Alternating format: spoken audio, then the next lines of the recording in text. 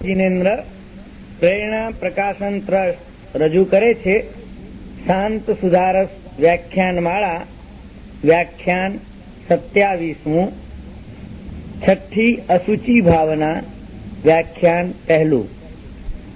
प्रवचनकार पूज्य मुनिराज श्री जिनचंद्र विजयजी महाराज बंधु त्रिपुटी। प्रवचन स्थल त्रिशला नगर टीजी पेवेलियन महालक्ष्मी मुंबई 26। प्रवचन समय तारीख 13 ऑगस्ट 1987 ने गुरुवार। मदिरा घट परिगल तल्लेश संगासुचे शुच्यामृद्य मृदा बहुष बहुष धौतौति गंगोदकै नाधत्ते शुचितां यथा तनुभृतां कायो निकायो बीभत्साक्षिपुरे समुत्र रजसां नायं तथा शुध्यति।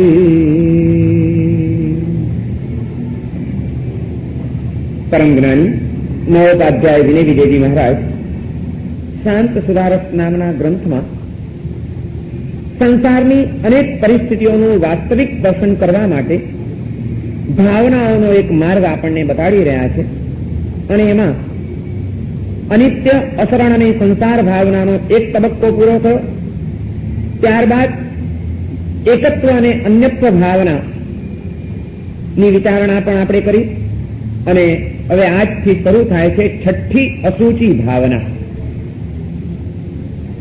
એકત્વ અને અન્યત્વ ભાવનામાં આપણે એ વિચાર્યું કે હું કોણ છું એનો સાચો ખ્યાલ મેળવવો પડશે। દેહથી ભિન્ન એવું જે આપણું ચૈતન્ય છે, આપણો જે આત્મા છે, એનો જ્યાં સુધી સાચો અનુભવ ન થાય, દેહાધ્યાસ આપણો છૂટે નહીં, દેહમાં જ હુંપણાની કરેલી કલ્પના દેહાત્મ બુદ્ધિ એ દેહાત્મ બુદ્ધિ ટળે નહીં, ત્યાં સુધી સાચી શાંતિનો અનુભવ શક્ય નથી। દેહ જુદો છે, આત્મા જુદો છે, આ સત્યને સ્વીકાર્યા પછી બધું જ પર છે, પરંતુ એવા પરની અંદર સ્વત્વની કલ્પના જીવે અનેક ઠેકાણે કરી છે અને એમાં સૌથી વધુ જો કોઈ પર તત્વની અંદર એને મમત્વ હોય તો એ આ દેહની અંદર છે। સૌથી વધુ આસક્તિ, સૌથી વધુ મમત્વ અને સૌથી વધુ આકર્ષણ વ્યક્તિને જો કોઈ તત્વનું હોય તો તે આ દેહનું છે, જેની અંદર એને હુંપણાની કલ્પના કરી છે અને જે દેહની અંદર દેહ તરફ એનું વધુ ને વધુ આકર્ષણ થતું ગયું છે એ દેહ પણ કેવો છે, આત્મા કેવો છે, તો આત્માનું સ્વરૂપ વિચાર્યું કે જ્ઞાનમય, દર્શનમય, આનંદમય એવું જે આત્માનું સ્વરૂપ છે, શુદ્ધ સ્વરૂપ છે, આત્મા કેવો છે એ ચોથી ભાવનામાં, પાંચમી ભાવનામાં વિચાર્યું એકત્વ અને અન્યત્વ દ્વારા। પણ હવે આત્માથી ભિન્ન જે દેહ છે એ દેહ પણ કેવો છે, દેહનું સ્વરૂપ કેવું છે એની પણ સાચી સમજણ મેળવવી બહુ જરૂરી છે।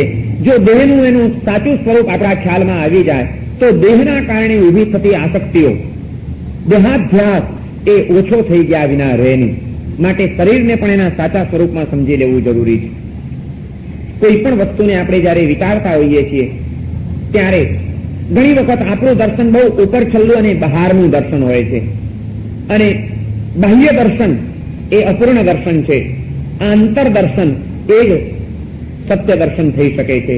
કોઈ પણ વ્યક્તિને જોવી છે, કોઈ પણ વસ્તુને જોવી છે, કોઈ પણ પરિસ્થિતિને જોવી છે કે મુલવ્વી છે, તમે માત્ર એને જો બાહ્ય દ્રષ્ટિએ જ મુલવવા જશો તો ક્યાંક ને ક્યાંક થાપ ખાઈ જશો, તમારી જાતને કે બીજાને તમે અન્યાય કરી દેશો। પણ એ વ્યક્તિ, એ વસ્તુ કે એ પરિસ્થિતિને ઊંડાણથી જો તપાસશો, ભીતરમાં જઈને જો આપણે વિચારશું તો જ એની વાસ્તવિકતાનો અને સત્ય સ્વરૂપનો આપણને ખ્યાલ આવી શકશે। દર્શન એકનું એક હોય છે, પરંતુ દર્શન કરનાર વ્યક્તિ જે છે એની દ્રષ્ટિ ઉપર ઘણો બધો ફરક પડી જતો હોય છે। એક જ વસ્તુ એની અમુક વ્યક્તિ અમુક રીતે જોશે, અમુક વ્યક્તિ અમુક રીતે જોશે, અમુક વ્યક્તિ અમુક રીતે જોશે, એની એ વસ્તુ છે, પણ જોનારની દ્રષ્ટિમાં કેટલો બધો ફરક પડી જતો હોય છે। એક ગામની બહાર જંગલમાં એક યુવાન સ્ત્રીનું મળદું પડ્યું હતું. યુવાન સ્ત્રી હતી, ખૂબ રૂપવાન હતી.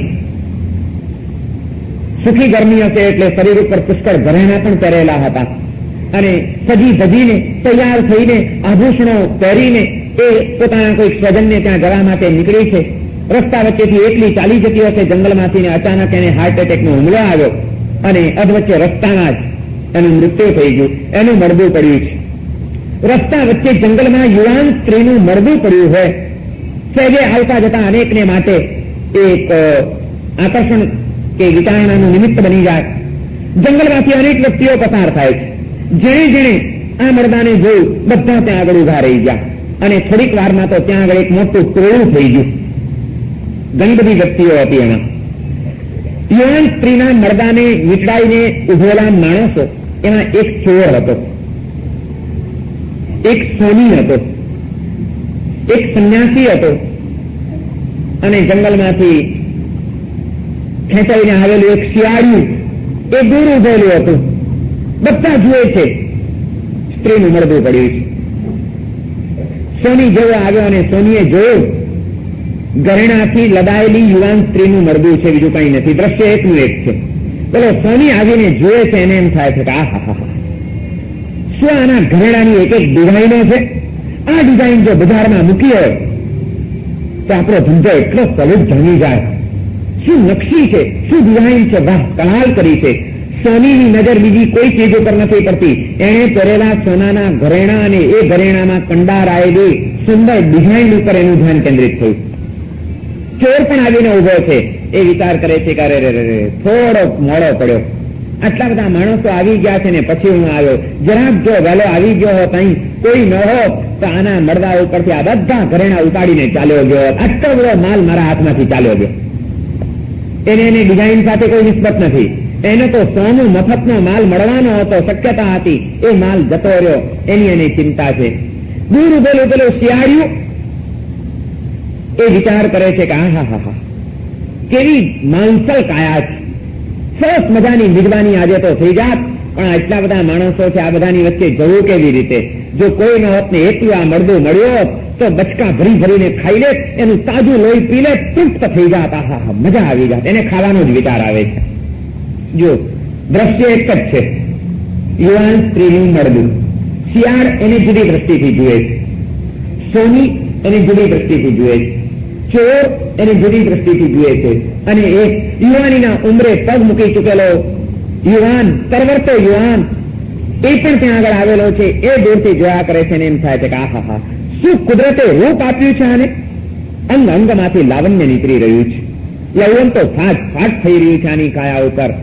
મરી ગઈ જો જીવતી મળી હોત અને એની સાથે જો મારું જીવન ગોઠવાઈ ગયું હોત તો જિંદગી ન્યાલ થઈ જાત. આખા મજા આવી જાત. આવી સુંદર સ્ત્રી મળે ક્યાંથી? એને એનું યૌવન દેખાય છે અને યૌવન દ્વારા ભોગ સુખો ભોગવવાની એક શક્યતા પોતાના હાથમાંથી સરકી ગઈ. એનું એક દુઃખ અનુભવી રહ્યો છે. યુવાન માત્ર એને વાસનાની દ્રષ્ટિથી જોઈ રહ્યો છે. ચોર એને ચોરીની દ્રષ્ટિથી જોઈ રહ્યો છે. સોની એના આભૂષણોની ડિઝાઇન જોઈ રહ્યો છે. શિયાળ પોતાના ખાવાનું એક સુંદર ભોજન ચાલી ગયું એ જુએ છે. અને એટલામાં ત્યાંથી એક સંન્યાસી પસાર થાય છે. સંન્યાસી આ યુવાન સ્ત્રીને જુએ છે. ટોળું હતું એટલે એ પણ જઈને ઉભા રહ્યા. જોયું અને તરત જ એ વિચાર કરે છે કે આહા, ખરેખર સંતોએ કેટલી સાચી વાત કરી કે આ જીવન ક્ષણ ભંગોર છે. યુવાનીના ઉંમરે પગ મૂકી ચૂકેલી આ યુવાન સ્ત્રી એને કેટલા મનોરથો બાંધ્યા હશે, કેવી કેવી કલ્પનાઓ એને ઉભી કરી હશે અને કેટલી શક્યતાઓ એના જીવનની અંદર આનંદ પ્રમોદની હતી. પણ એ બધું આજે એના હાથમાંથી ચાલ્યું ગયું. જિંદગી આટલી બધી અવિશ્વસનીય છે. જીવન આટલું બધું ક્ષણભંગોર. યૌવન પણ કાયમ ટકતું નથી.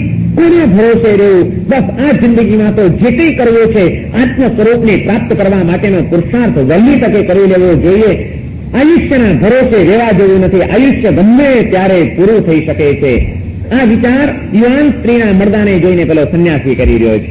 જુઓ, દ્રષ્ટિનો ફરક છે. દ્રશ્ય એક જ છે, દ્રષ્ટિ બધાની જુદી છે. જેને યુવાન વાસનાની દ્રષ્ટિથી જુએ છે, જે દ્રશ્ય યુવાન માટે વાસનાનું એક ઉત્તેજનનું નિમિત્ત હતું, એ જ દ્રશ્ય સંન્યાસીને માટે વૈરાગ્યનું કારણ બની જાય છે.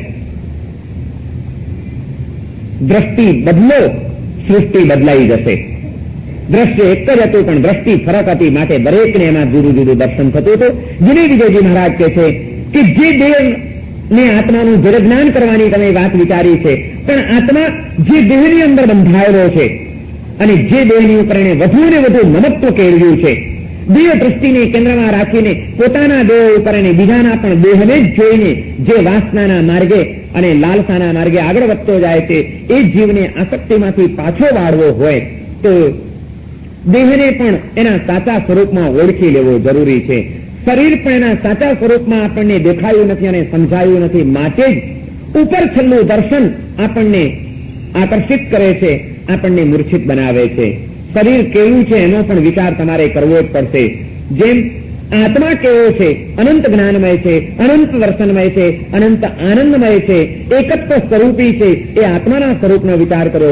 એમ એ આત્માને નિકટમાં નિકટનું લાગેલું બંધન, આ ચૈતન્યને નજીકમાં નજીકનું જો કોઈ બંધન હોય, સદાકાળ સાથે રહેનારું જો કોઈ બંધન હોય, સ્વજનો તો ક્યારેક હોય ને ક્યારેક ન પણ હોય, સંપત્તિ ક્યારેક હોય ને ક્યારેક ન પણ હોય, એ બધા પરતત્વો એ કાયમ માટે સાથે રહેતા નથી.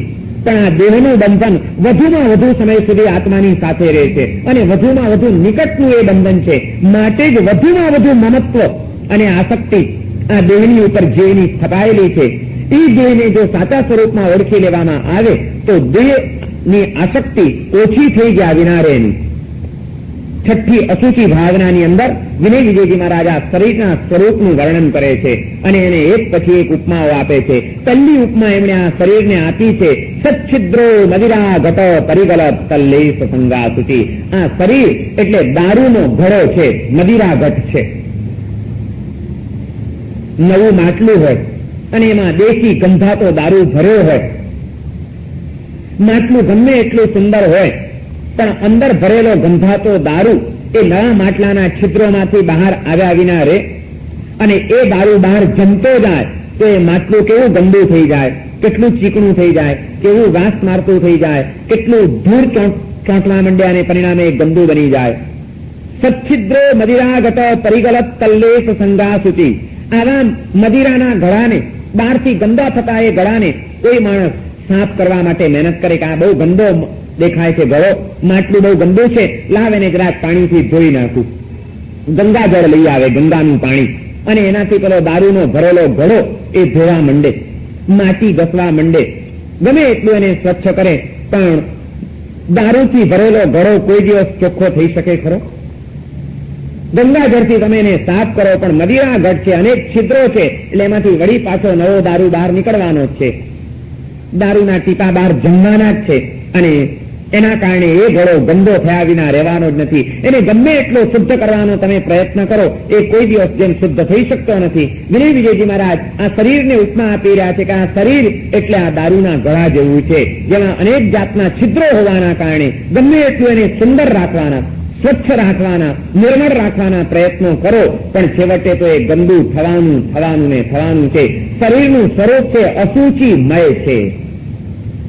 અસુચિમય એવા દેહને સૂચિમય બનાવવાના પ્રયત્નો, શુદ્ધ, સ્વચ્છ અને સુંદર રાખવાના પ્રયત્નો એ અધૂરા પ્રયત્નો છે, અપૂર્ણ પ્રયત્નો છે, અલ્પકાલીન સફળતાને અપાવનારા એ પ્રયત્નો છે. કારણ કે હકીકતમાં મૂળભૂત રીતે શરીરનો સ્વભાવ જ છે અશુદ્ધ થવાનો અને બીજાને અશુદ્ધ કરવાનો. અસુચિમય એવા શરીરને સુંદર માનવાની ભૂલ અજ્ઞાની માણસ જ કરે, જ્ઞાની પુરુષ ક્યારેય પણ ન કરે. કેટલા છિદ્રો છે, કેટલી અશુચિઓ અને અશુદ્ધિઓ આ શરીરમાંથી બહાર નીકળી રહી છે. શરીરનું ઉપર છેલ્લું દર્શન આપણને આકર્ષિત કરે છે. જો શરીરનું ભીતરી દર્શન આપણને કરતા આવડી જાય તો એની અસુચિમયતા એ આપણને એના તરફના આકર્ષણને તોડી નાખ્યા વિના રહે નહીં. બહારથી સરસ મજાની ગુલાબી ચામડી ગોઠવાઈ ગયેલી છે માટે જ કંઈ દેખાતું નથી. જો હમણાં આ ચામડીનું એક પડ ખસેડી દેવામાં આવે તો જે શરીર ઉપર આપણે ખૂબ આકર્ષાઈએ છીએ, જે આપણને વાસનાને જગાડવાનું નિમિત્ત બની રહ્યું છે, એ જ શરીર અને એ જ કાયા પછી કેટલું આકર્ષણ જન્માવી શકે. બહારનું પેકિંગ સરસ છે, અંદરનો માલ કેવો છે એનું કોઈ દિવસ દર્શન કર્યું છે? આ શરીરને સરખાવ્યું હોય તો મ્યુનિસિપાલિટીની કચરા પેટી સાથે સરખાવી શકાય. મ્યુનિસિપાલિટીની કચરા પેટી હોય ને ડબ્બો, બહારથી લાલ પીળા રંગ કરેલા હોય, ચટાપટા મારેલા હોય, બહુ સરસ દેખાતું હોય, પણ એનું ઢાંકણું ખોલો તો અંદર કચરા પેટીમાં હોય શું? એકલી ગંદકી, ઉકરડો, કચરો, ગંદી વસ્તુઓ અને માથું પાડી નાખે એવી દુર્ગંધ. એમ નથી લાગતું કે આ શરીર એક કચરા પેટી છે કે એનું જો ઢાંકણું ખોલવામાં આવે તો અંદરથી દુર્ગંધ અને અશુદ્ધ પદાર્થો સિવાય બીજું કંઈ જ ન મળી શકે? શું શું ભર્યું છે આ શરીરની અંદર? માથામાં ખોડો, કાનમાં મેલ, આંખમાં પિયા, નાકમાં શ્લેષ્મ, મોઢામાં ગળફો, શરીરમાં માંસ, લોહી, મજ્જા, મળ, મૂત્ર. આની એક વસ્તુ એવી બતાડો કે જે બહાર કાઢીને મૂકવામાં આવી હોય તો આપણને આમ ઉપાડવાનું મન થાય, અડવાનું મન થાય, ચાટવાનું મન થાય. કાનનો મેલ કાઢી જુઓ, આંખના પિયા કાઢી જુઓ, નાકનું શ્લેષ્મ કાઢી જુઓ, ગળામાંથી ગરફો કાઢી જુઓ, માંસનો ટુકડો મૂકી જુઓ, લોહીનું ખાબોચિયું ભરી જુઓ, મળમૂત્ર મૂકી જુઓ. કઈ વસ્તુ છે આ શરીરની અંદર એવી સુંદર કે જે જીવને આકર્ષિત કરી શકે? અને એ બધાના સંગ્રહરૂપ આ શરીરની ઉપર આત્મા વધુ ને વધુ મૂર્છિત બનતો ગયો છે, કારણ કે એને માત્ર શરીરનું બાહ્ય દર્શન કર્યું છે, આંતર દર્શન એને કોઈ દિવસ કર્યું જ નથી. જેને આંતર દર્શન કરતા આવડી જાય એ પોતાના શરીર ઉપર પણ તીવ્ર આસક્તિ નહીં ધરાવે અને બીજાના જ માત્ર દેહને જોઈને કોઈ દિવસ આકર્ષિત થવાની ભૂલ નહીં કરે. દેહ દર્શન, દેહનું ઉપર છેલ્લું દર્શન જીવને આસક્તિના માર્ગે લઈ જશે. દેહનું વાસ્તવિક દર્શન એ આસક્તિને તોડી નાખવાનું પગથિયું બની જશે. અસુચિ ભાવનાનું ચિંતન આપણને કહે છે કે જેમ આત્માના સ્વરૂપનો વિચાર કર્યો એમાં શરીરના સ્વરૂપને પણ તમે વિચારી લો. વિનય વિજયજી મહારાજ કહે છે કેવી મૂળતા છે આ સંસારી જીવની, એ સતત પ્રયત્ન કરે છે. સ્નાયમ સ્નાયમ પુનરપી પુનઃ સ્નાંતિ સિદ્ધાવિરદ્ધિ વારંવારમ બત સમલતનું. સ્નાયમ સ્નાયમ, વારંવાર સ્નાન કરે કે હું સુંદર બની જાઉં, હું સ્વચ્છ બની જાઉં, મારું શરીર સુગંધિત બની જાય. વારંવાર એ સ્નાન કરે છે. સ્નાયમ સ્નાયમ પુનરપી પુનઃ પુનઃ પુનઃ સ્નાંતિ શુદ્ધાભિરદ્ધિ, શુદ્ધ પાણી વડે. પાણી ચોખ્ખું હોય, સ્નાન કરેલું ચોખ્ખો થઈ ગયું અને એટલા માટે તરત જ સ્નાન કરવા બેસે છે. એમાં પણ વળી પાછું એની અંદર યુડી કોલમ નાખે છે, સેન્ટ કે પરફ્યુમ નાખે છે. શરીરની કોઈ બદબુ, શરીરની કોઈ દુર્ગંધ બહાર ના આવવી જોઈએ અને મારું શરીર સુગંધિત લાગવું જોઈએ એ માટેના ભ્રમમાં રાતતો આ જીવાત્મા કેવા પ્રયત્નો કરે છે. અને એ પછી મૂઢાત્માનો વયમ અતમલા પ્રીતિ મિત્યાશ્રયંતિ, અને સ્નાન કર્યા પછી એમાં મૂઢ બનેલા આત્માઓ અમે તો હવે બહુ નિર્મળ થઈ ગયા છીએ, અમારી કાયા બહુ સુગંધિત છે. વયમ અતમલા પ્રીતિ મિત્યાશ્રયંતે, એમ કરીને આ શરીરની ઉપર પ્રેમ ધારણ કરે છે, ગૌરવ લે છે કે હું કેટલો સુંદર દેખાઉં છું, મારી પર્સનાલિટી પડી રહી છે, મારી કાયા. એટલે આ ખ્યાલોમાં અને એ પ્રેમની અંદર દેહાધ્યાસની અંદર જયારે જીવ અટવાય છે પણ એ ભૂલી જાય છે કે નો શુદ્ધંતે કથમ અવકરો શક્યતે શુદ્ધમેવમ. ગમે એટલો શુદ્ધ કરવાનો તું પ્રયત્ન કર. આ પ્રયત્ન કેવો છે આ શરીરને શુદ્ધ કરવાનો? વિનય વિજયજી મહારાજે ઉપમા આપી કે કોઈ ગામડીયો માણસ ગામના પાદરમાં જઈને ઉકરડાનો ઢગલો પડ્યો હોય, એ ઉકરડાના ઢગલાને બાલદી લઈને પાણીથી ધોવા બેસે, ઉકરડો કોઈ દિવસ શુદ્ધ થાય ખરો? ઉકરડાનો ઢગલો કોઈ દિવસ ચોખ્ખો બને ખરો? જેમ ઉકરડાને નિર્મળ કરવાનો પ્રયત્ન એ મૂર્ખતા છે, એમ વિનય વિજયજી મહારાજ કહે છે કે આ શરીરને શુદ્ધ માનવાનો, સુંદર માનવાનો ખ્યાલ એ નરી મૂર્ખતા છે. કારણ કે શુદ્ધ કર્યા પછી થોડો જ સમય તમારો શુદ્ધ રહે છે, પણ વળી પાછા 4 કલાક ગયા નથી. એટલે સવારના સુંદર નિર્મળ જળથી ફ્રેશ કરેલી આ કાયા એ 4 કલાકના પરસેવા પછી વળી પાછી બેચેની જન્માવે છે. વરસાદ પડતો નથી, વાદળા ઘેરાયેલા છે, ઘામ ઘણો થાય છે, ઘરેથી આમ દોડતા દોડતા આવ્યા, અહીં પણ ગરમીમાં બેઠા, ઘરે ગયા ત્યાં માણસ કંટાળી જાય છે, એટલે પરસેવો થયો છે, કંટાળી ગયા, ચલો જરા નાઈ લઈએ. એટલે હજી તો તું સવારે નાયો હતો અને તું એમ મનમાં ખોટ થતો હતો કે હા કેટલી ફ્રેશનેસ આવી ગઈ, મજા આવી ગઈ. વળી પાછું શું થઈ ગયું આટલી વારમાં? કારણ કે આ ઉકરડો છે, એ દારૂનો ઘડો છે. તું એને ગમે એટલો શુદ્ધ કરવાનો પ્રયત્ન કર, પણ એના છિદ્રોમાંથી વળી અશુદ્ધિઓ બહાર આવી જ રહી છે, જે તારા સુંદર અને સ્વચ્છ બનાવેલા શરીરને અસુંદર અને અસ્વચ્છ સતત બનાવવાનું કાર્ય કરી જ રહી છે. એને સુંદર માનવાની ભૂલ કરીને એમાં આસક્ત થતો નહીં. ઠીક છે, શરીર છે, એ શરીર દ્વારા ઘણું બધું કાર્ય કરવાનું છે, લેવાનું છે, એને સુંદર બનાવવાનો કે સુંદર રાખવાનો, સ્વચ્છ રાખવાનો પ્રયત્ન કરે, પણ છેવટે તો એ અસુચિમય છે, વાસ્તવિકતાની ભૂલી જતો નહીં અને એમાં આસક્ત બનતો નહીં. અશુદ્ધ એવા આપણા શરીરની અંદર એક જે શુદ્ધ તત્વ પડેલું છે, એ શુદ્ધ તત્વને પામવાનો, એવી વધુ ને વધુ વિશુદ્ધિ કેળવવાનો ખ્યાલ કોઈ દિવસ ભૂલી જતો નહીં. દેહની અંદર જ હુંપણાની કલ્પના રાખીને જીવન જીવતો જીવાત્મા એને આ દેહને સુંદર રાખવાના અને સ્વચ્છ રાખવાના પ્રયત્નો અને ખ્યાલો ઘણા બાંધ્યા, પરંતુ દેહની અંદર રહેલું જે એક તત્વ છે એને સ્વચ્છ રાખવાના અને એને સુંદર બનાવવાના ખ્યાલો લગભગ ભૂલી ગયો. માટે ઘણી બધી સમસ્યાઓ આજના જીવનની અંદર ઉભી થઈ ગઈ અને એ ખ્યાલ એટલા માટે ભૂલાઈ ગયો કે આ શરીરને માત્ર જીવાત્માએ બાહ્ય દ્રષ્ટિથી જ જોયું, આંતરદ્રષ્ટિથી એને કોઈ દિવસ જોયું જ નહીં. વિનય વિજયજી મહારાજ આપણી આ આંતરદ્રષ્ટિનો ઉઘાડ કરે છે અને આ આસક્તિને દેહાધ્યાસને તોડવા માટે, શરીરનું વાસ્તવિક દર્શન કરાવવા માટે જુદી જુદી અહીંયા આગળ કલ્પનાઓ રજૂ કરે છે. દારૂના ગળા સાથે એમણે આ શરીરને સરખાવ્યું, ઉકરડાના ઢગલા સાથે સરખાવ્યું અને હવે ત્રીજી એક વાત કરે છે, કર્પૂરાદિ રર્ચિતોપી લસુનો નો વાહતે સૌરભમ. લસણને તમે કપૂરની સાથે મૂકો પણ લસણ કોઈ દિવસ એની દુર્ગંધ છોડે ખરું? ગમે એટલા સુગંધી પદાર્થો તમે એની પાસે જઈને મૂકી દો પણ લસણ એ એની વાસ છોડે જ નહીં. વિનય વિજયજી મહારાજ કહે છે, કપૂર ની સાથે રહેલું લસણ જેમ પોતાની દુર્ગંધ છોડતું નથી, દુર્જન જેમ પોતાની દુર્જનતા છોડતો નથી. સજ્જન ગમે એટલી સજ્જનતા દેખાડે પણ દુર્જન એની દુર્જનતાનું પોત પ્રકાશ્યા વિના રહેતો જ નથી.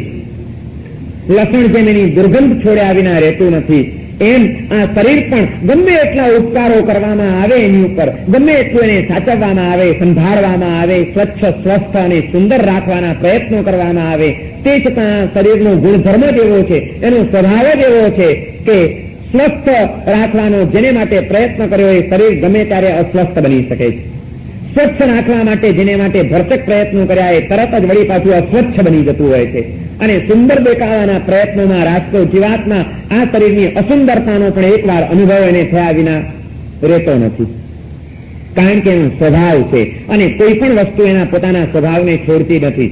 લસણ જેમ દુર્ગંધનો એનો સ્વભાવ છોડતી નથી, દુર્જન જેમ દુર્જનતાનો સ્વભાવ છોડતો નથી, એમ આ શરીર અસ્વચ્છ, અસ્વસ્થ અને અસુંદર હોવાનો એનો જે સ્વભાવ છે એ સ્વભાવને ક્યારેય છોડી શકે એમ નથી. સ્વસ્થ રાખવાના પ્રયત્નો ગમે ત્યારે નિષ્ફળ જઈ શકે છે, કારણ કે શરીરનો સ્વભાવ છે અસ્વસ્થ રહેવાનો, અસ્વસ્થ બનવાનો. ગમે ત્યારે ગમે તેવા રોગ આ શરીરની અંદર જાગી શકે છે. ગમે એટલા સ્વચ્છ રાખેલા આ શરીર એ ગમે ત્યારે પણ પાછું અસ્વચ્છ બની શકે છે અને ગમે એટલા સુંદરતાના ખ્યાલોમાં રાખતા આપણે આપણું આ શરીર આજે સુંદર દેખાય છે, કાલે એક શરીરની ઉપર કરચલીઓ આવી જશે, ડાચા બેસી જશે, આંખ ઊંડી જશે, વાળ ધોળા થઈ જશે, હાથ પગ લબડવા માંડશે, જીભ થોથવાવા માંડશે, સુંદર દેખાતી એ કાયા જોઈ પણ ન ગમે એવી બની જશે, કારણ કે એનો સ્વભાવ છે અસુંદર બનવાનો.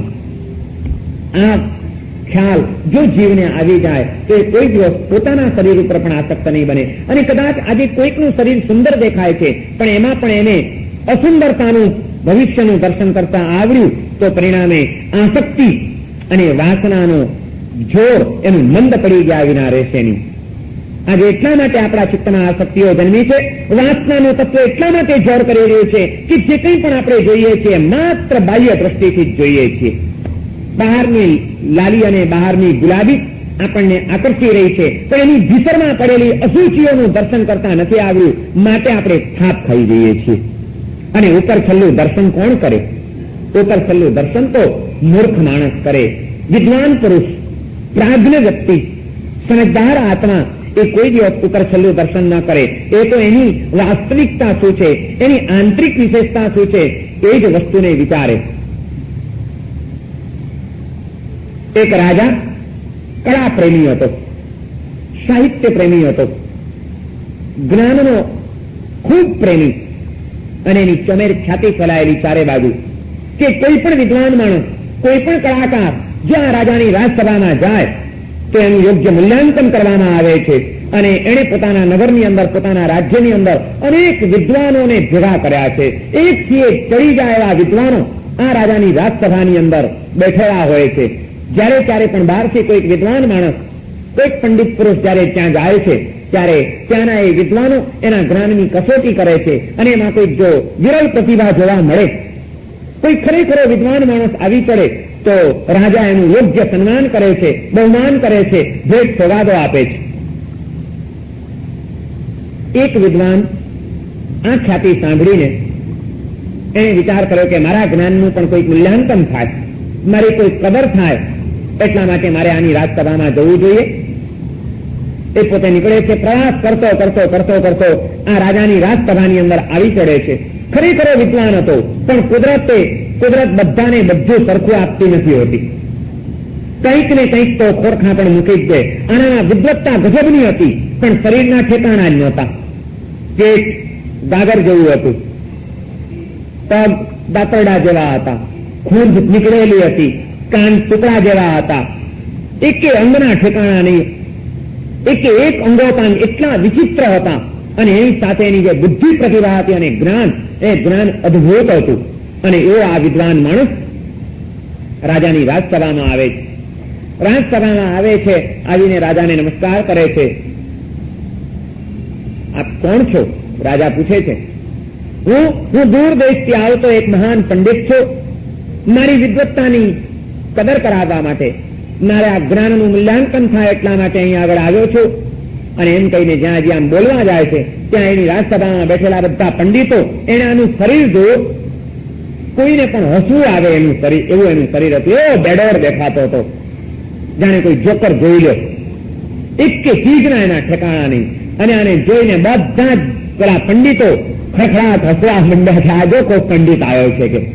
અને જેમ ખડખડાટ હસવા માંડ્યા એટલે તરત જ પેલો પંડિત એ પીઠ ફેરવે છે, પાછો વળે છે. રાજાને એમ કહ્યું કે આ કહેતો હતો કે હું મારા જ્ઞાનનું મૂલ્યાંકન કરાવવા માટે આવ્યો છું, હું એક મહાન પંડિત છું, અને હજી કોઈ વાત કર્યા વિના આ પાછો કેમ ફરવા માંડ્યો? એટલે તરત જ રાજા એને કહે છે કે અરે પંડિતજી ઉભા રહો, તમે કહેતા હતા કે હું પંડિત છું અને મારા જ્ઞાનનું મૂલ્યાંકન કરાવવા આવ્યો છું, આ પાછા શું ફરવા માંડ્યા છો? રાજન, મને એમ લાગ્યું કે હું ખોટી જગ્યાએ આવી ગયો છું. મેં સાંભળ્યું હતું એમ કે આપની રાજસભાની અંદર કોઈક મહાન પંડિતો બધા આપે ભેગા કર્યા છે અને એ લોકો જ્ઞાની માણસની જ્ઞાનની પરીક્ષાઓ કરે છે. પણ આજે અહીં આવ્યા પછી મને ખબર પડી કે અહીં તો માત્ર ચમારો જ ભેગા થયા છે. મને ખબર નહીં કે અહીં માત્ર ચમાર ભેગા થયા હશે. જાણે આમ કહી દીધું કે ચમારો ભેગા થયા છે એટલે પંડિતોને તો આમ ઝાડ લાગી ગઈ. હળહળતું અપમાન, અમને ચાર કીધા સમજે છે તેના મનની અંદર. એ તમે કોનું અપમાન કરો, કોને ચમાર કહો છો? રાજાએ પણ કીધું કે પંડિતજી તમને કઈ બોલવાનું ભાન છે? મારા એક એક પંડિતોની પંડિતાઈનો તમને કોઈ ખ્યાલ છે અને એ બધાને તમે ચમાર કહો છો? રાજન, બે અદબી માફ કરજો, હું આપને પૂછું કે હજી તો હું કઈ બોલ્યો નથી, મેં મારા કોઈ જ્ઞાનનું પ્રદર્શન કર્યું નથી, અને એ પહેલા માત્ર મને જોઈને આ લોકો હસવા માંડ્યા. રાજન, એક પ્રશ્નનો જવાબ આપશો? ચામડાની ઉપર નજર કોની જાય? જે માત્ર ચામડું જુએ તે ચમાર કહેવાય. આ આપના પંડિતોએ હજી મારા જ્ઞાનનું તો કોઈ દર્શન કર્યું નથી. માત્ર મારું આ શરીર જોયું, બેઢંગું અને કઢંગું શરીર જોઈને હસવા માંડ્યા. કારણ કે એમની દ્રષ્ટિ માત્ર મારા આ ચામડા ઉપર પડી છે, ચામડી ઉપર પડી છે, મારા શરીર ઉપર પડી છે. જે ચામડીને જોઈને મૂલ્યાંકન કરે બધા ચમાર કહેવાય, ચામડીનું મૂલ્યાંકન કરે, જ્ઞાનનું અને આત્માનું મૂલ્યાંકન કરે પંડિત કહેવાય. મને ખબર નહીં કે આપની રાજસભામાં આપે ચમારો ભેગા કર્યા છે. હા, મારા જ્ઞાનની કોઈ કસોટી કર્યા પછી એમાં એમને કોઈ તત્વ ન દેખાયું હોત ને હસ્યા હોત તો હું સ્વીકારી લે, પરંતુ એ તો એમણે કંઈ કર્યું નથી અને માત્ર મારું આ શરીર જોઈને હસવા માંડ્યા. માત્ર ચામડી જુએ તો વિનય વિજયજી મહારાજ કહે છે, જીવનમાં સાચી શાંતિનો અનુભવ કરવો હોય અને વિકાસના શિખરોને સર કરવા હોય તો ચમાર થવાની ભૂલ કરતા નહીં. માત્ર ચામડા જોઈને રાજી થતા નહીં, ચામડીનું મૂલ્યાંકન કરતા નહીં. મૂલ્યાંકન કરવું જ હોય તો અશુદ્ધ એવા આપણા શરીરની અંદર એક શુદ્ધ તત્વ પડેલું છે. અસ્વસ્થ બનવાના સ્વભાવવાળા આ દેહની અંદર પણ સદાય સ્વસ્થ રહેવાની યોગ્યતા ધરાવતું એક ચૈતન્ય પડેલું છે. અને અનેક જાતની વિષમતાઓ ધરાવતી આ કાયાની અંદર અસુંદર એવી આ કાયાની અંદર પણ એક સુંદરતમ તત્વ પડેલું છે એ જ મોહિત થજો. બાકી જો આ શરીરની અંદર મોહિત થયા, દેહનું દર્શન કરીને આકર્ષિત થયા, એ દેહની અંદર જ જો વધુ ને વધુ લપટાતા ગયા તો યાદ રાખજો, પરિણામે તમે તમારા જીવનમાં અશાંતિ સિવાય બીજું કંઈ નહીં પામી શકો. દેહ દ્રષ્ટિ આત્માને અશાંત બનાવશે, આસક્ત બનાવશે. આત્મદ્રષ્ટિ એ આત્માને શાંત બનાવશે અને અનાસક્ત બનાવશે. આપણે શું કરવું છે, દર્શન કઈ રીતે કરવું છે? આત્મા આજે જે દેહની અંદર બંધાયેલો છે અને પુરાયેલો છે એ દેહ જ આપણી નજર સામે તો આવવાનું છે, પરંતુ એ દેહનું જયારે દર્શન કરીએ ત્યારે માત્ર દેહનું ઉપર છેલ્લું દર્શન ન કરીએ, દેહની ભીતરમાં જઈને થોડુંક દર્શન કરીએ કે આ શરીર હકીકતમાં અંદરથી કેવું છે. અને એ દ્રષ્ટિ જયારે ઉઘડી જશે ત્યારે જીવનની એક નવી દિશા પકડાઈ જશે. સનતકુમાર ચક્રવર્તી, એ ચક્રવર્તીને ગૌરવ હતું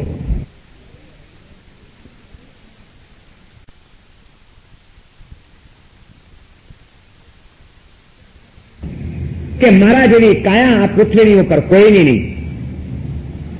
હું એટલે સુંદરતાની મૂર્તિ, મારા અંગમાંથી સુંદરતા નીકળી રહી છે.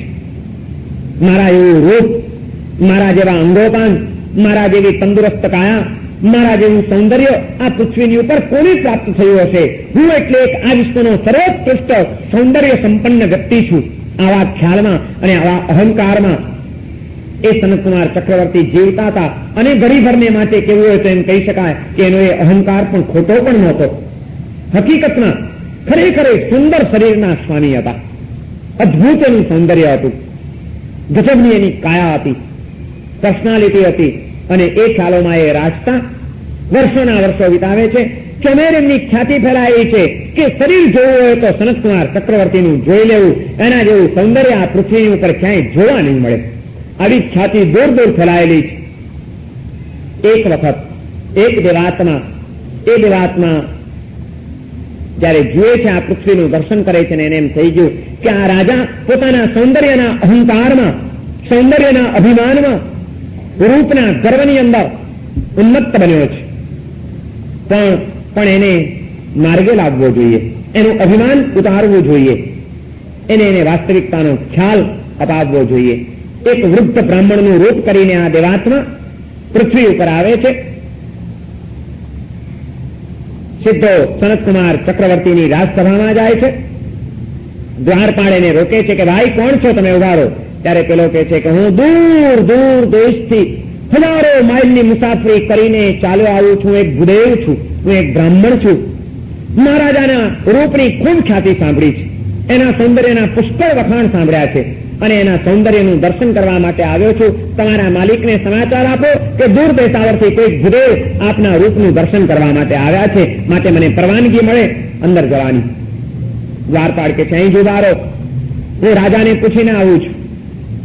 સવારનો સમય હતો, હજી રાજા નાઈ ધોઈને પરવાર્યા નથી, બધું બાકી છે. અને ત્યાં આગળ દ્વારપાળ આવીને કે છે કે રાજન, કોઈક એક ભૂદેવ આવ્યા છે કે બહુ દૂર દૂરથી હજારો માઇલની મુસાફરી કરીને આવ્યા છે, આપના રૂપનું દર્શન કરવું છે, મોકલું? નહીં. એને કહો કે હજી તો રાજા હમણાં જ સવારના ઉઠ્યા છે, એનું શરીર હજી તો ઘણું બધું અસ્વચ્છ છે, હમણાં એના રૂપને જોવામાં મજા નથી. હું જયારે નાઈ ધોઈને શણગાર સજીને સુંદર વસ્ત્રો અને આભૂષણો પહેરીને રાજ સિંહાસનની ઉપર જયારે બેસું ત્યારે મારા રૂપનું દર્શન કરજો. એને કહો કે ભૂદેવ અત્યારે એના રૂપનું દર્શન તો કંઈ નથી, ખરેખર એના રૂપનું દર્શન રાજસભામાં કરવા મળશે.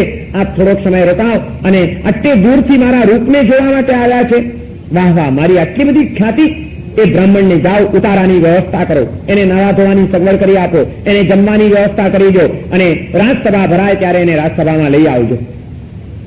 પેલા દ્વારપાળે આવીને કીધું કે મહારાજાએ કીધું છે કે અત્યારે તો હજી એમનું શરીર શુદ્ધ નથી, નહાશે, ધોશે, સુંદર વિલેપનો કરશે, આભૂષણો અંગીકાર કરશે અને ત્યારબાદ રાજસભામાં પધારશે ત્યારે આપ એમના રૂપનું દર્શન કરજો. આપે જે ખ્યાતિ સાંભળી છે એના કરતા પણ કંઈક જુદું જ આપને જોવા મળશે. અચ્છા, બહુ સરસ. એને લઈ જાય છે, ઉતારાની વ્યવસ્થા કરે છે, રાજસભા ભરાય છે અને પેલો બ્રાહ્મણના રૂપમાં દેવાત્મા આવે છે. આવીને ઉભો રહે છે, ઉભો રહીને આમ જોઈને બેસી જાય છે. ચક્રવર્તી એને કહે છે કે અરે ભૂદેવ, તમે આટલી લાંબીથી આવ્યા છો મારા રૂપનું દર્શન કરવા માટે, મારા સૌંદર્યની ખ્યાતિ સાંભળીને તમે આવ્યા છો, અને તમે કેમ કઈ બોલતા નથી? સૌ કોઈ જે આવે છે એ એકવાર તો મોંમાં આંગળા નાખી જાય છે મારા સૌંદર્યને જોઈને, અને તમે આટલે લાંબેથી આવ્યા ને બોલતા કેમ નથી? શું તમને કઈ નહીં જચ્યું? રાજન, મને એમ થઈ જાય છે કે મારો શ્રમ વ્યર્થ ગયો. આટલે લાંબે સુધી હું ચાલીને આવ્યો, પણ જે મેં ખ્યાતિ સાંભળી હતી એવું તો કઈ દેખાતું જ નથી. તમારું શરીર તો કેટલું બધું ગંદુ છે. તમે શું બોલો છો? મારું શરીર, એમાં તમને કોઈ ખામી દેખાઈ? હા રાજન, મને નહીં, આપને પણ દેખાઈ શકે છે. અખતરો કરવો હોય તો કરો, થૂકનાની મંગાવો અને એમાં એક પિચકારી મારી જુઓ, પાનની થૂકી જુઓ, તો આપને ખ્યાલ આવશે કે આપના શરીરની અંદર કેટલા રોગોના કીટાણુઓ પેદા થઈ ગયેલા છે. તરત જ રાજા થૂકનાની મંગાવે છે અને અંદર આમ પિચકારી મારે છે, થૂકે છે ત્યારે અંદર કેટલાક કીટાણુઓ આમ એને સળવળતા દેખાય છે. અને પેલો બ્રાહ્મણ તે વખતે કહે છે કે રાજન, જે શરીરની ઉપર આપ મુસ્તાક થઈને બેઠા છો, આપ એમ માનો છો કે મારી કાયા એટલે સુંદર કાયા છે, નિરોગી કાયા છે, સ્વચ્છ કાયા છે. એ આપની આ કાયાની અંદર એક નહીં 16 રોગના કીટાણુઓ પેદા થઈ ગયેલા છે. બહારથી આ બધું સારું દેખાય છે, અંદરમાં ભયંકર રોગો ઘર કરી ગયેલા છે. રાજન, બહારની આ ચામડી જોઈને અને બહારનું સૌંદર્ય જોઈને એના ભરોસે રહેવા જેવું નથી, મૂર્છિત થવા જેવું નથી. તમારા શરીરની અંદર ભયંકર રોગો ઘર કરી ગયા છે અને એના કીટાણુઓ સરવડી રહ્યા છે. આ શરીરની અંદર મૂર્છા પામવા જેવું નથી. અને ઇતિહાસ એમ કે છે કે બહારથી સુંદર દેખાતા આ શરીરની આ અંતરદશાનું ભાન જ્યાં સનતકુમારને થાય છે, ત્યારે સનતકુમાર વિચારમાં પડી જાય છે કે ઓહો, ખરેખર આ સ્થિતિ છે મારા શરીરની, તો કોના ભરોસે રહેવાનું? અને ચિંતનમાં ચડે છે, અને જે ચિંતન કરે છે એને કંઈક પણ નવનીત મળે છે. સનતકુમાર ચિંતન કરે છે અને ચિંતન કરતા કરતા એને લાગ્યું કે આજ સુધી આ શરીરને સાચવવા માટે મેં કેટલા પ્રયત્નો કર્યા છે. જિંદગીનો કેટલો અમૂલ્ય સમય, કલાકો આ શરીરને સુંદર બનાવવા માટે તેલના માલિશ કરાવતો રહ્યો, કલાકો સ્નાનમાં મેં ગાળ્યા, અનેક જાતના વિલેપનો કર્યા. આ બધા પ્રયત્નો કર્યા પછી પણ છેવટે આ શરીરની સ્થિતિ આવી. આ શરીર આવું તકલાદી, આ શરીર આટલું બધું ક્ષણભંગુર, આ શરીર આવું રોગોનું ઘર, એવા શરીરને સુંદર માનવાનો, સ્વચ્છ માનવાના મારા પ્રયત્નો કેટલા બધા ઉપર છલ્લા હતા. અને તો પછી શું કરવાનું? હા, આજે મને એક એવું શરીર મળ્યું છે કે જે દેહની અંદર રહેલું કોઈક જે તત્વ છે એ તત્વને આ માનવ દેહમાંથી જ પામી શકાય છે. તો જે અસુંદર છે એના ખ્યાલોમાં અટવાયેલા રહેવું, કે જે સુંદર તત્વ છે એના સૌંદર્યને પ્રગટ કરી લેવું. શું કરવું? અને આ તત્વ ચિંતને સનતકુમારના જીવનની અંદર એક પરિવર્તનનો તબક્કો આણી દીધો. સનતકુમારે સાધનાનો માર્ગ સ્વીકાર્યો, અને એ સાધનાનો માર્ગ સ્વીકાર્યા પછી દેહાધ્યાસને છોડીને આત્મધ્યાનમાં એવા લાગ્યા. સાધનાઓ, તપશ્ચર્યાઓ એવી કરી કે જેના કારણે એમનું શરીર નિરોગી, સુંદર બની ગયું, અને એમના શરીરની અંદર એવી શક્તિઓ ઉભી થઈ ગઈ છે કે જે અનેક રોગોને દૂર કરી શકે. પણ હવે આ દેહના ખ્યાલોમાં અટવાયેલા રે એ સનતકુમાર નહોતા. એને તો આની અશુદ્ધતા, અશુચિમયતાનો ખ્યાલ આવી ગયો છે, અને એની અંદર વસનારા એક શુચિમય જે તત્વ છે, સુંદર જે તત્વ છે, એની જાગૃતિ પ્રગટી ગઈ છે. અને માટે જ સનતકુમાર ચક્રવર્તી જીવનના વર્ષોના વર્ષો આ સાધનાની અંદર ગળાબોધ ડૂબેલા રહ્યા. જે દેહ પતનનું કારણ હતો, જે દેહ આસક્તિનું કારણ હતું, જે દેહ એ કર્મ બંધનું કારણ હતું, એ જ દેહ દ્વારા પતનને બદલે આ દેહને એમણે ઉત્થાનનું પગથિયું બનાવી દીધું. એ જ દેહને એમણે આસક્તિને બદલે વૈરાગ્યનું કારણ બનાવી દીધું. એ જ દેહ એમના માટે બંધનને બદલે મુક્તિનું ઉપાય બની ગયો. વિનય વિજયજી મહારાજ કહે છે કે આત્મ સ્વરૂપનો વિચાર કર્યો એકત્વ ભાવનાની અંદર, તો એ આત્માને વધુમાં વધુ નજીકનું બંધન જે લાગેલું છે દેહના સ્વરૂપને પણ વિચારી લો, તો જ આ દેહાધ્યાસ તમારો છૂટશે, અને જે દેહ બંધનું કારણ છે મુક્તિનો ઉપાય બની જશે. શરીર, એમાં એ માનવનું શરીર એ બે શક્યતાઓ ધરાવે છે. આ શરીર જબરજસ્ત આસક્તિનું પણ કારણ બની શકે છે. પરિણામે જીવનમાં વધુ ને વધુ અશુદ્ધિઓ અને અશાંતિઓ જન્માવી શકે છે. અને આ શરીરનું મૂલ્યાંકન કરતા આવડે તો એના દ્વારા વધુ ને વધુ આત્મા વિકાસના શિખરો પણ સર કરી શકે છે. દેહને મારી નાખવાનો નથી, પણ દેહ દ્રષ્ટિને ખતમ કરી નાખવાની છે. આત્મદ્રષ્ટિને જગાડી દો. દેહમાં રહેલા ચૈતન્યનું દર્શન કરતા શીખી જાઓ. કાયાને કચડવાથી કામ નહીં થાય, કાયાને કેળવતા શીખો. જૈન દર્શને ક્યાંય કાયાને કચડવાની વાત કરી નથી. સાધનાના માર્ગે કાયાને કેળવવાની પ્રેરણાઓ આપી છે. જો કાયાને કેળવતા નહીં આવડે તો કાં તો વ્યક્તિ કાયાને કચડવાનો માર્ગ અખત્યાર કરશે અને કાં તો કાયાને લાલન પાલન કરીને ઉન્મત્ત બનાવવાના માર્ગે ધસાઈ જશે. બંને માર્ગો ખતરનાક છે. આ શરીરને યોગ્ય રીતે મૂલવવાની બહુ જરૂર છે.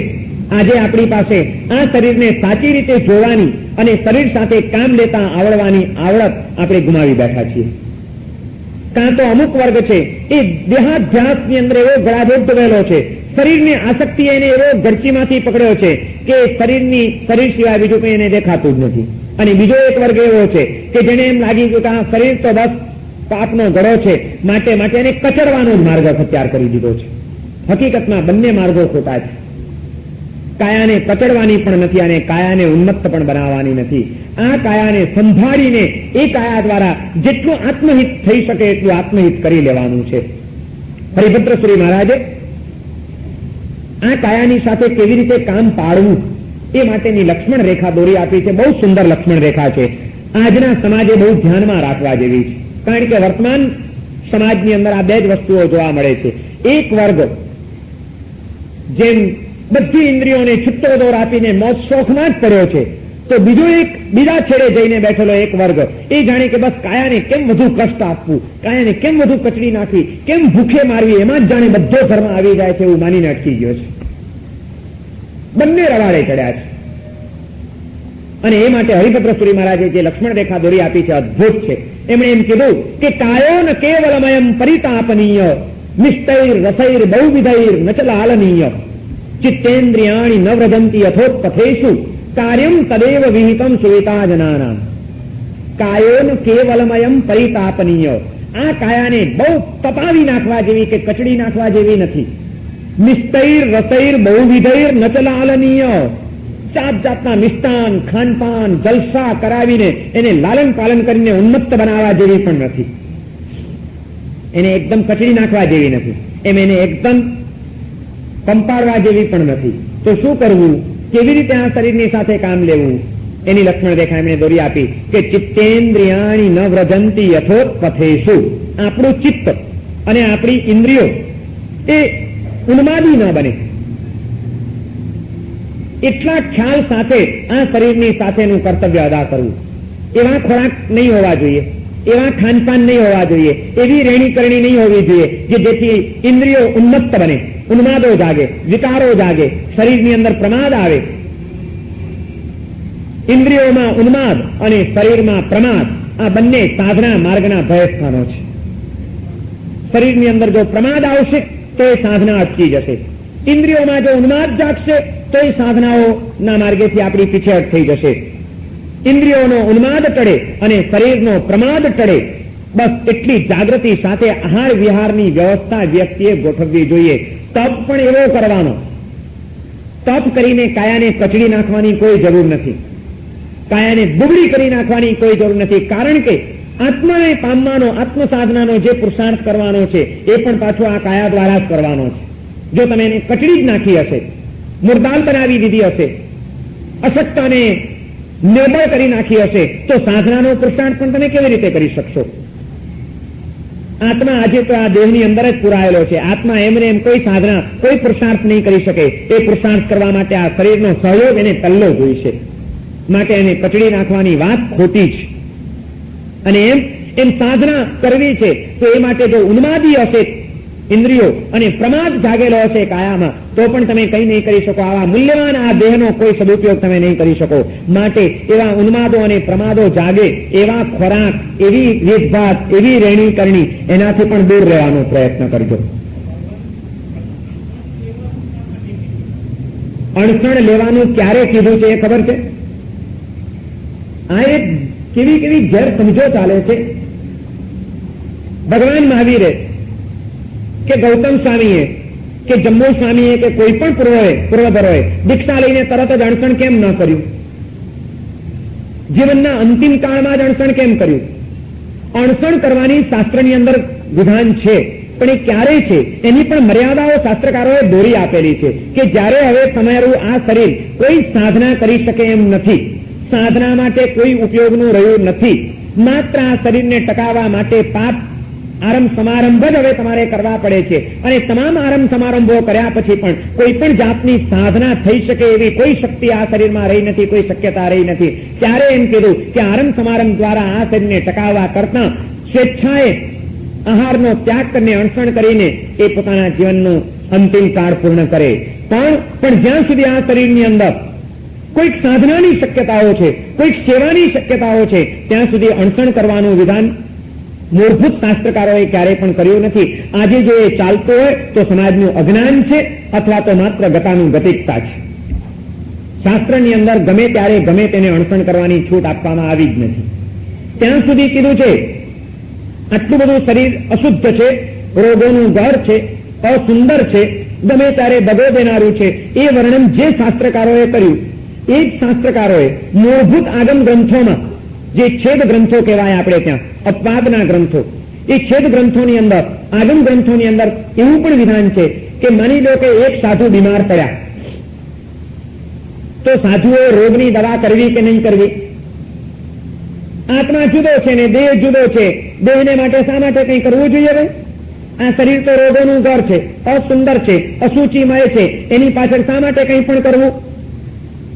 સાધુના શરીરની અંદર રોગ પેદા થયો છે તો એને શું કરવું? તો એમ કીધું છે કે નિર્વદ્ય એટલે કે જેમાં મોટા આરંભ સમારંભ ન હોય એવા ઔષધિ પ્રયોગો અને એવા દવા વગેરેના ઉપયોગો 18 મહિના સુધી તો ફરજિયાત સાધુએ ટ્રીટમેન્ટ કરવી જોઈએ એમ શાસ્ત્રીય વિધાન છે.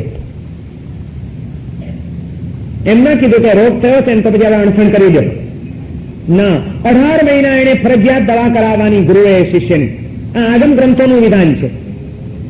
અને એ રીતે 18 મહિના સુધી પ્રયત્નો કરવા છતાં પણ રોગ કોઈ રીતે કંટ્રોલમાં નથી આવતો અને આ શરીર હવે ક્યાંય સાધનામાં સહયોગી બનતું જ નથી, માત્ર શરીરને ટકાવવા માટે કેટલાય દોષો જ અપનાવવા પડે છે. તો પછી એમ કીધું કે એવું દોષ પ્રચુર જીવન જીવવા કરતા હવે આ શરીર ઉપયોગનું રહ્યું જ નથી, આ શરીર લાંબો સમય સુધી ટકે એવું લાગતું નથી અને આ શરીર દ્વારા દેહાતીત થવાની જે સાધના કરવાની હતી એ સાધનાનો કોઈ પુરુષાર્થ થઈ શકે એમ નથી. તો પછી અણસણ કરીને એને શરીરને ખપાવી દેવાનું વિધાન છે. પણ પહેલા તો એની દવા પણ કરવાની વાતો જ્ઞાની પુરુષોએ સાધુને પણ દવા કરવાનું કીધું છે, ઉપેક્ષા કરવાનું નથી કીધું આ શરીરને. પરંતુ આ તો આપણા સમાજની આ બધી કેટલીક એવી અણસમજણો અને ગેરસમજણો ચાલતી હોય છે. આજે તો હવે તો થોડુંક ઓછું થયું છે, બાકી તો થોડાક વર્ષો પહેલા તો અમને ખબર છે સહેજ માણસ માંદો પડે તો અણસણ લેવડાવી દો, એટલે મારી નથી નાખવાના પણ કોકને. આવું જ્ઞાની પુરુષોએ નથી કીધું.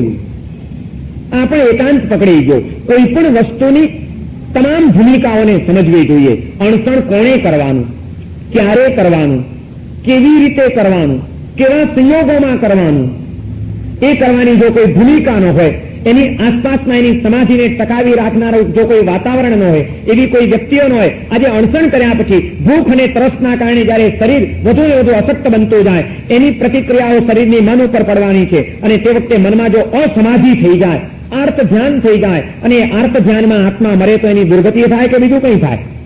અણસણ કરનારની પાસે એની સમાધિની સુરક્ષા કરનાર વ્યક્તિ હંમેશા પાસે હોવી જોઈએ, એ પણ શાસ્ત્રનું વિધાન છે.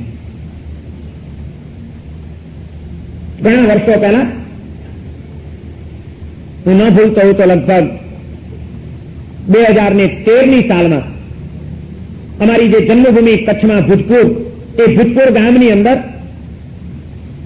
કોઈક બેન માંદા પડ્યા હશે અને સગાવાલાઓ એને અણસણ કરાવવાનું નક્કી કરાવી નાખ્યું. પાણી ચડાવી દીધું, બેનને પણ થઈ ગયું કે અણસણ કરું, અને એમણે અણસણ કર્યું. એક પછી એક ઉપવાસ થવા માંડ્યા.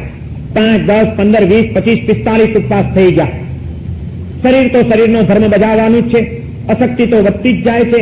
અને એમ કરતા કરતા વાંધો નહીં, નવકાર મંત્ર ગણો, નવકાર મંત્ર ગણો. પેલાની અંદર શરીરમાં રોગોની વેદના, ભૂખ અને તરસની વેદના, અને હવે એવી એને તરસ લાગી છે, એના મનની સમાધિ ખંડિત થઈ ગઈ. એ હવે ચીસો પાડે છે, મને પાણી આપો, મારે પાણી પીવું છે, પાણી આપો. ચીસો પાડે પાણી, પણ સગાવાલા કે નહીં, એને અણસણ કર્યું છે, એને પાણી ન અપાય. પેલો પાણી માટે તરફડે, ચીસો પાડે મને પાણી આપો, અને સગાવાલા કે નહીં નવકાર મંત્ર ગણો. અલા હું નવકાર મંત્ર પણ ગણે, આ પાણી પાણી પાણી પાણી કરતો મરશે આર્ત ધ્યાનમાં તો ઉલટો દુર્ગતિમાં ચાલ્યો જશે. સદભાગ્ય ભદ્રંકર વિજયજી મહારાજ, કન્યાસ ભદ્રંકર વિજયજી, જે નવકાર મંત્રના પ્રખર ઉપાસક હતા, એમનું ચાતુર્માસ ગામની અંદર હતું. એમને આ સમાચાર મળ્યા કે આ રીતે અણસણ છે અને આ બાઈની સ્થિતિ આવી છે, અને અત્યારે પાણી પાણી માટે વલખા મારે છે, અને કોઈ સગાવાલા એને પાણી પીવા નથી દેતા, અને આ એને રૌદ્ર ધ્યાન, એ માથું કૂટે કે શું કામ મને મારી નાખો છો એમ કે. તે વખતે સામેથી ગયા ભદ્રંકર વિજય મહારાજ, અને એના કુટુંબીઓને, સ્વજનોને સમજાવ્યું કે તમે લોકો આ શું કરો છો, આ જીવ અસમાધિમાં મરશે તો દુર્ગતિ થશે. અણસણ પણ સમાધિ માટે છે, અણસણ પણ આત્માના કલ્યાણ માટે છે. આત્મહત્યા નથી અણસણ. એ આત્મહત્યા અને અણસણમાં ઘણો ફરક છે. સ્વેચ્છાએ સમાધિપૂર્વક મૃત્યુને મંગળમય બનાવવાની પ્રક્રિયા એ અણસણ છે, અને જીવનને કંટાળાથી ન છૂટકે ખપાવી દેવા માટેનો ત્રાસમય પ્રયોગ એ આત્મહત્યા છે. આ તમારે આત્મહત્યા કરાવવી છે કે અણસણ કરાવો છો? શાસ્ત્રોની અંદર આવા અણસણ નથી કીધેલા. કોઈ દોષ નહીં લાગે, દોષ લાગશે તો અમને લાગશે. ગુરુની પણ એક પચખાણમાં, આપણે ત્યાં જે પચખાણ આપવામાં આવે છે, હું જે રોજ પચખાણ આપું નહીં એમ કોઈ પણ પચખાણ આપીએ તો આપણે ત્યાં પચખાણની અંદર આધાર મૂકવામાં આવ્યા હોય છે કે આવું આવું આવું આવું આવું. આધારનો અર્થ છે કે છૂટ. તો એમાં આપણે જે પચખાણ બોલતા હોઈએ છીએ એનું જે સૂત્ર હોય છે એમાં હોય છે અનથણા ગારિણમ સહસા ગારિણમ મહત્રા ગારિણમ સવ સમાહી વત્યા ગારિણમ વોશિરે. અનથણા ભોગેણમ, ભૂલથી ખ્યાલ ન હોય ને પચખાણ ભંગ થઈ ગયો, અનથણા ભોગેણમ. સહસા ગારિણમ, એકાએક કંઈક એવું બન્યું અને પચખાણ ભાંગી ગયું. મહત્રા ગારિણમ, મહત્તર એટલે કોઈ ગુરુજન હોય અને એ એમ કે આમ કરો તો તમારું પચખાણ ના ભાંગે. અને છેલ્લો એક વિકલ્પ દરેક પચખાણમાં આપ્યો છે કે સબ્બ સમાહી વત્યા ગારેણમ. સર્વ સમાધિ એટલે કે મૃત્યુની અંતિમ સમાધિ, એની ઉપર આપત્તિ આવી ગઈ હોય, એટલે કે સમાધિ જો ખંડિત થતી હોય તો તે વખતે પણ તમે એનું પચખાણ તોડાવો તો પચખાણ ભંગનો દોષ ના લાગે, કારણ કે પ્રતિજ્ઞા સ્વીકારતી વખતે જ એ છૂટ મૂકવામાં આવે છે. પણ અજ્ઞાન અને અબૂજ એવો આ સમાજ એ માત્ર પચખાણ લેવડાવવાનું સમજ્યો હોય છે. પચખાણના આધારો સમજવાની આપણે કઈ દિવસે તસ્દી લીધી છે. રોજ પચખાણ લેનારાઓને મારે પૂછવું છે કે પચખાણમાં કેટલા આધારો આવે છે, કોઈ દિવસ તમે અર્થ જાણ્યો છે ખરો એનો? સર્વ સમાહી વત્યા ગારિણમ વોશિરે, એ સર્વ સમાધિ, મૃત્યુની અંતિમ સમાધિ, એ મુશ્કેલીમાં ન મુકાઈ જાય, જોખમમાં ન મુકાઈ જાય એ માટેનો આધાર છે. અને એ આધાર જો હોય અને તે વખતે પચખાણ તોડાવો તો પાપ નથી લાગતું, દોષ નથી લાગતો પ્રતિજ્ઞા ભંગનો. એની સમાધિ સચવા એ મહત્વનું છે. ભદ્રંકર વિજય મહારાજે પેલા લોકોને કીધું કે તમે લોકો આ શું કરી રહ્યા છો? આ આત્માનું અહિત કરી નાખશો તમે, અને તમને કર્મબંધ થશે. પ્રાયશ્ચિત એને નહીં, તમારે લેવું પડશે જો આમ તમે કરશો તો. અમારી ઉપર ભરોસો રાખો. શાસ્ત્રોનો અભ્યાસ અમે કર્યો છે. અને એમણે ત્યાં ને ત્યાં ઉભા રહીને મોસંબીનો રસ કઢાવરાવ્યો, અને એ દર્દીને મોસંબીનો રસ પીવડાવીને ત્યાં આગળ પારણું કરાવ્યું, અણસણ છોડાવી દીધું. અણસણ ગમે ત્યાં કરાય, અણસણ ગમે તેનાથી કરાવાય. અણસણ કરાવનાર ગુરુ સાથે હોવા જોઈએ, જે અપવાદ અને ઉત્સર્ગના જાણકાર હોય. કયા તબક્કે કઈ પરિસ્થિતિમાં ક્યારે શું પગલું લેવું એ માટેની બધી જ લક્ષ્મણ રેખાઓ અને મર્યાદાઓ જે સારી રીતે જાણતા હોય એવી સુયોગ્ય વ્યક્તિની નિષ્ઠામાં એની સમાધિને સુરક્ષિત રાખીને ન છૂટકે શરીર જ્યારે સાધના માટે બિલકુલ ઉપયોગનું ન રહ્યું હોય તો જ અણસણ કરવાનું વિધાન શાસ્ત્રોમાં છે. બાકી તો આ માનવ દેહ મળ્યા પછી જેટલું લાંબુ જીવી જવાય એટલું જીવવાનો પ્રયત્ન કરવાનો છે. એટલા માટે કે દેહમાંથી દેહાતીત થવાની સાધના માત્ર માનવ જીવનમાં જ થઈ શકે છે, બીજે ક્યાંય થઈ શકતી નથી. એવો મોંઘેરો આ અવસર મળ્યો હોય ત્યારે આ શરીરને ખપાવી દેવાનું નથી. આ શરીર દ્વારા સાધનાની સિદ્ધિઓ પ્રાપ્ત કરી લેવાની છે. અસુચિ ભાવનાનું ચિંતન બહુ ઊંડાણથી વિચારવાની જરૂર છે. શરીરના બે પાસાઓને સમજવાની જરૂર છે કે આ શરીર કેટલું અસુંદર છે, અસ્વસ્થ છે, અસ્વચ્છ છે. રોગનું ઘર છે અને એ જ શરીરની અંદર એક કેવી શક્યતા પડેલી છે. આ બે વાતોનું જો ચિંતન કરતા આવડે અને એ રીતે જો આપણે આ શરીર સાથેનો સંબંધ કેળવીએ તો વાંધો ના આવે. માટે હરિભદ્ર શ્રી મહારાજે કીધું કે તમારી ઇન્દ્રિયોમાં ઉન્માદ ના જાગે અને શરીરમાં પ્રમાદ ના જાગે એ રીતને તપશ્ચર્યા કરજો, એ રીતે આહાર વિહાર ગોઠવજો અને એ રીતે જીવનની આખી પદ્ધતિઓને ગોઠવજો. કારણ કે આ શરીર એને કચડી નાખવા જેવું નથી. આ શરીરને અશક્ત બનાવીને મારી નાખવા જેવું નથી. શરીર દ્વારા ઘણું બધું કામ કાઢી લેવાનું છે. માત્ર એને સાચવવા પૂરતું સાચવવું જોઈએ. પાછું જેમ આ એક છેડો છે એમ બીજો છેડો આ પણ એક આજે આવી ગયો છે આપણા સમાજમાં. ભાઈ જ્ઞાની પુરુષોએ કઈ આ શરીરને કચડી નાખવાનું નથી કીધું. શરીર તો સાચવવું જોઈએ. એટલે પછી એવું સાચવવાનું કે જલસા જ કરવાના. આજે તમારા લોકો આગળ તો કોઈ બી વાત કરવી નહીં એ અમારે માટે જોખમ છે. કારણ કે ઊંધું પકડનારા જ વધારે હોય. આજે ઉઠીને કહેશે મારા સાહેબે કીધું આવા કઈ ભૂખ મારા કરવાના નહીં તબ કરીને. મારા સાહેબે કીધું આ શરીરને કચડવાનું નહીં, આ શરીરને સાચવવાનું, આનાથી તો સાધના કરવાની છે. આ ઊંધું જ પકડે, પછી બીજો છેડો નહીં પકડે પાછો. એટલે ઘણી વાર અમને લોકોને તો એવું ધર્મસંકટ થતું હોય છે કે આ શાસ્ત્રની વાતો પણ કેવી રીતે કરવી, જ્યાં બધી એકાંગિકપણું આવતું જતું હોય અને ફાવતું જ પકડાતું જતું હોય. તપનું વર્ણન કરીએ તો એ એવું એકાંગીપણું પકડી લે છે. મારા સાહેબે કીધું આ શરીર દગાબાજ છે, બસ એને તો ખપાવી નાખો. તો એ લોકો ઊંધું ગાલીને મંડી પડે છે પેલામાં, પછી બીજું વિચારતા જ નથી. એને કહીએ કે ભાઈ સાચવવા જેવું છે તો એવું જલસામાં જ પડી જશે. લક્ષ્મણ રેખા બહુ મૂલ્યવાન છે. એની મર્યાદા એ જ મહત્વની છે. જીવનમાં જો કોઈ સૌથી અઘરું હોય તો આ છે. કોઈ પણ એક છેડે બેસવું ચાલુ છે. લક્ષ્મણ રેખા જાળવવી મુશ્કેલ હોય છે કોઈ પણ પ્રસંગમાં, કોઈ પણ પરિસ્થિતિઓમાં, કોઈ પણ વાતની અંદર એની મર્યાદાને અંકિત રાખવી એ બહુ મુશ્કેલ હોય છે. ત્યાં આગળ સતત આપણો વિવેક અને આપણી જાગૃતિ જરૂરી બની જાય છે. જરાક જો એ વિવેક ગયો કે જાગૃતિ ગઈ તો ક્યાંક ને ક્યાંક એક બાજુ ઉપર આપણે ઢળી પડવાના છીએ. અને એ જ ન ઢળી પડાય એટલા માટે જ્ઞાની પુરુષોની અનેક વાતોને સારી રીતે સમજવી, વિચારવી અને જીવનમાં ઉતારવી બહુ જરૂરી હોય છે. દેહાત્મ બુદ્ધિને ટાળવા માટે વિનય વિજયજી મહારાજ છઠ્ઠી ભાવના, અસુચિ ભાવના બતાડે છે કે આજે તો આ દેહને જ હું માનીને જીવ રવાડે ચડી ગયો છે. એની દેહાત્મ બુદ્ધિ કરવી જોઈએ. આ દેહાત્મ બુદ્ધિ ટાળવા માટે એમણે આ શરીરને દારૂના ગળા સાથે સરખાવ્યું. આ શરીરને ઉકરડાની ઉપમા આપી. આ શરીરને જેમ દુર્જનતા નથી છોડતું એમ આ શરીર એનો સ્વભાવ છોડવાનું જ નથી. એને લસણ સાથે સરખાવ્યું, એની મ્યુનિસિપાલિટીના કચરાની પેટી સાથે સરખાવ્યું. આવી અનેક ઉપમાઓ આપીને વિનય વિજયજી મહારાજ હજી અસુચિ ભાવનાના કેટલાક સુંદર રૂપકો અને કેટલાક સુંદર તત્વબિંદુઓ આપણને બતાડવાના છે. એ અંગેની વધુ વિચારણા આપણે આવતીકાલે કરીશું અને એ રીતે આવતીકાલે આપણે અસુચિ ભાવનાને પૂર્ણ કરીશું. કાલે છઠ્ઠી ભાવના પૂર્ણ કરવામાં આવશે. આજે ભૂમિકાની વાતો કરી, આવતીકાલે આપણે એની ઢાળ લઈશું રાગની અંદર અને એની વિચારણા કરીશું. સર્વમંગલ માંગલ્યં સર્વકલ્યાણકારણં પ્રધાનં સર્વકર્માણાં જૈનં જયતિ શાસનં. અમૃત રસો લબ્ધિપણા ભંડાર અંગોષ્ઠો અમૃત રસો લબ્ધિપણા ભંડાર શ્રી ગુરુદત્તન તનય વાંછિત ફલ